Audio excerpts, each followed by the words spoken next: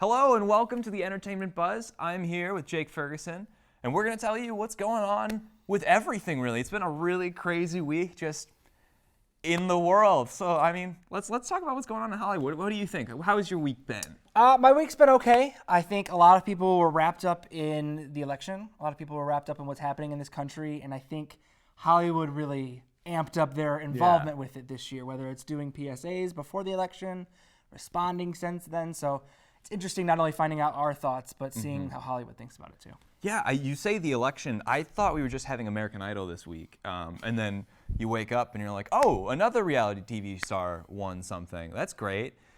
And on that note, we're going to find out what's hot in Hollywood.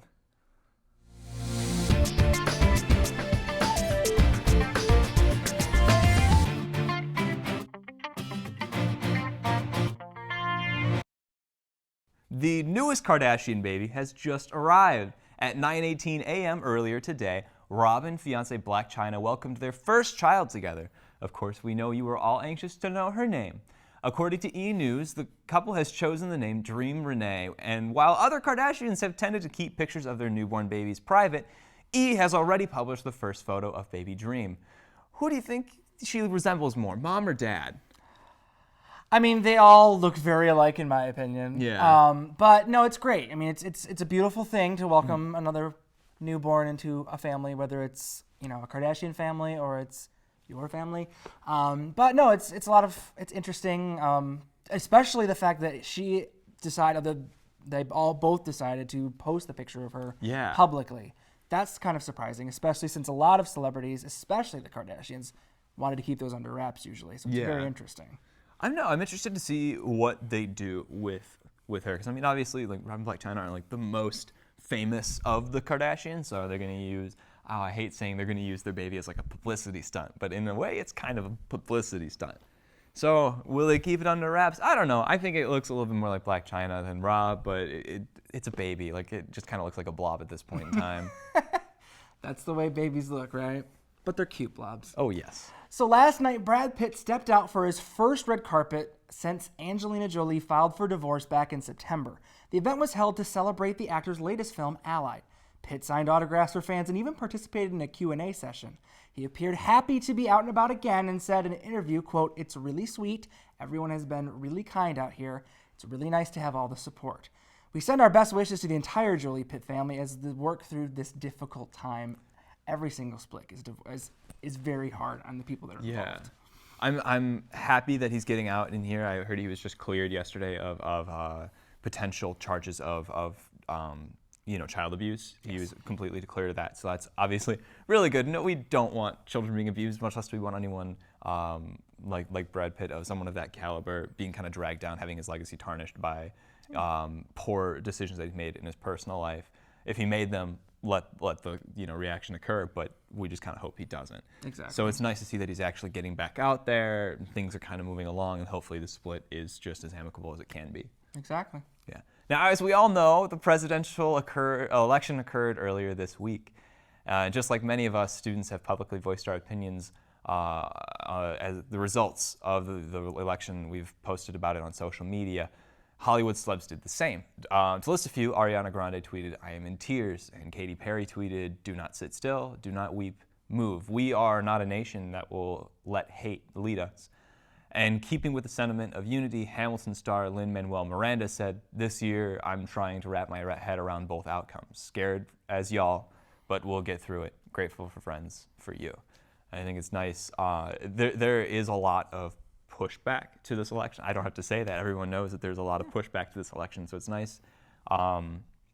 People can be really, really divisive. This is a good time to tear people apart. People are really, really vulnerable, and I think it's nice to see that people are using their influence. These Hollywood stars are using their influence not to say, you should be angry, you should be upset, you should go out in the streets and burn stuff to the ground, but rather to say we should come together and kind of build. This isn't ideal, but we can go on from here. Absolutely, and I think we saw a lot of people from Hollywood get more involved this year than in past years. They've always been involved, but a lot of times, not a lot of people felt the need to, because many people from Hollywood do align with the left, as you saw a lot of the different ads. But regardless, on both lines, party lines, people are really coming out and saying that this is very divisive, and it was, and that we really need to try to come together. And if you do not like the outcome, go out and do something about it rather than posting hateful things online. And I think that's what a lot of the messages that people online and a lot of celebrities are posting, which is good. So we always want people to have their voices heard. So go out there and do something extra instead of just voting, because voting is a great thing. Action's even better. Exactly. So to just get away from that note there, we'll go to something a little more fun. Let's get ready to party. So SNL alum Kristen Wiig will be hosting SNL this Saturday for her second time. So she will be going back to Saturday Night Live, and it's nice to see her go back to her roots after her departure in the year 2012. Hopefully some of her iconic characters, such as Target Lady, Gilly, and Penelope, will make a return appearance. Now, it's not this Saturday. It's the It Saturday is, you're following correct. It is after. the next Saturday. This Saturday is Dave Chappelle hosting for the first time ever. It'll be great. He's coming on with a Tribe Called Quest, and I'm just really excited because there's a lot of material going on. And Dave Chappelle is a funny dude, but then you got Kristen Wiig following that up next week, and hopefully we can kind of see some of her older stuff, and then maybe some new characters. She's just gonna be a fun host. Yeah, and I think SNL's done a really great job this year at really trying to bring in these different talents. I mean, being able to get Dave Chappelle, I would have never thought that was going to happen. Oh, yeah. And so being able to get these different talents, bringing them in, bringing someone like Alec Baldwin in for the different election coverage. So SNL's really trying to kind of appease new viewers, try to bring them in to the sketch comedy show, and I think it's working. It is. Now, it appears that Bella Hadid and The Weeknd have broken up for the second time. The exact details of why the couple split have not been revealed. However, one thing we do know is that these two will not be able to avoid each other for very long. The Weeknd is scheduled to perform at the Victoria's Secret fashion show in Paris this December, where Bella will be making her very first Victoria's Secret model debut. Hopefully they can keep the awkwardness to a minimum for the event. That's got to be so awkward. Oh, no. Yeah, no, I mean, there's very few things more awkward than running into someone like that.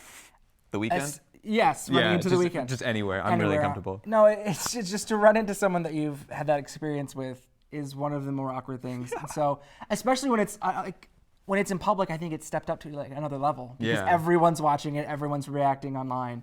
So we hope they can relax, keep their cool. Oh goodness. Yeah. A lot of exciting storylines to follow. So the Entertainment Buzz does have to take a quick break, but stick around because coming up we have on-campus events and industry news that you won't want to miss. Come create and calculate. Shatter both records and stereotypes. Build improbable machines and impossible medicines.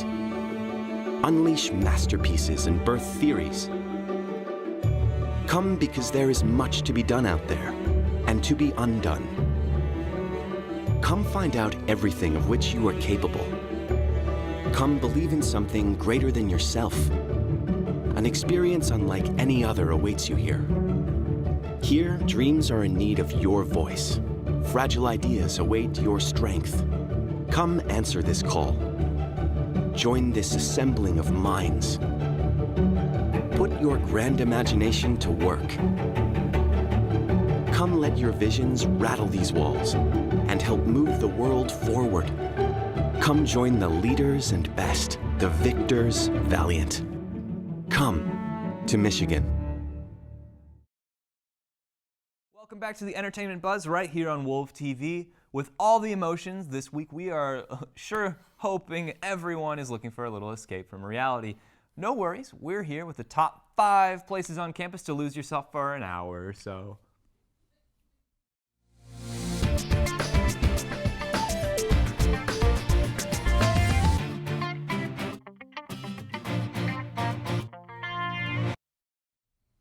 Now coming in at number 5, we have literati. What better way to self-care than to get lost among the shelves and shelves of books? Located on East Washington, the bookstore is close to campus but far enough away to feel like you've taken an adventure outside the realms of all that is happening. Grab a coffee, dig out a book, and get comfortable for a few hours while getting immersed in someone else's world. Next on the countdown, we have the ARB. Whether you're going for a run, walk, or even planning on planting yourself down for a bit, the ARB is a great place to take some time for yourself.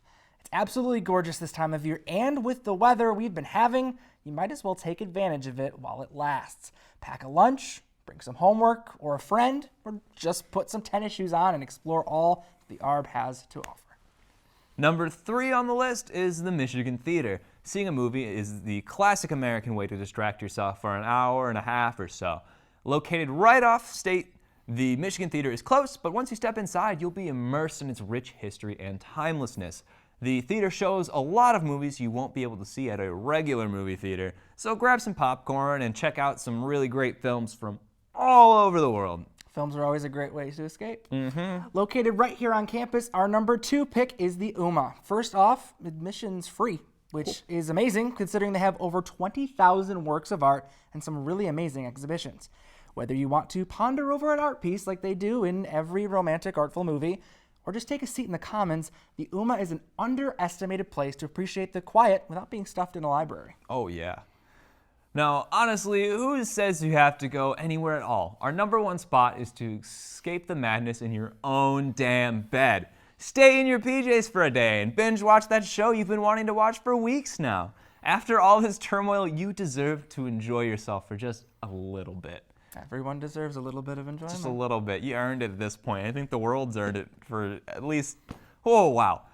That does it for this week's Around the U, but coming up, we have our takes on what you guys should be looking for out on the big screens. Be sure to follow the milk. Dairy, a common consumption in the state of Idaho and the rest of the United States. But what does it take to get dairy products out there, and how does this affect Southern Idaho? So within a day, the cheese can be on its way or ready for use by a customer. Jess Knight takes you along as she sees how anything dairy makes it to your fridge by following the milk. Sunday on the news at 10 on KMVT Channel 11. I gotta love dairy. Welcome back to the Entertainment Buzz. I'm here with Milky Jake Ferguson to give you all the latest news in television and film.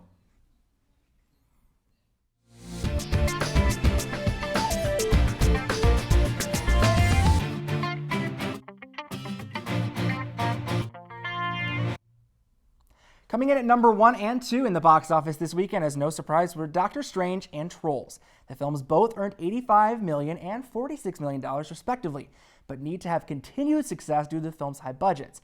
With the reviews from critics and fans, however, it shouldn't be hard for these films to play well for weeks, as both here and abroad they're earning high dollars. Yeah, I am surprised with Trolls. I mean, I had a really star-studded cast, and you know, the writers were good. But, it's Trolls. It just reminds me of Smurfs, and the Smurfs movies were a valiant effort. I will put them there, but I mean, they had Neil Patrick Harris was in it, and then and other people, a lot of other people. No, and it's interesting. I mean, I think it just shows that if you have stars and you have decent people behind the camera, yeah, you can do a movie about anything. Apparently so.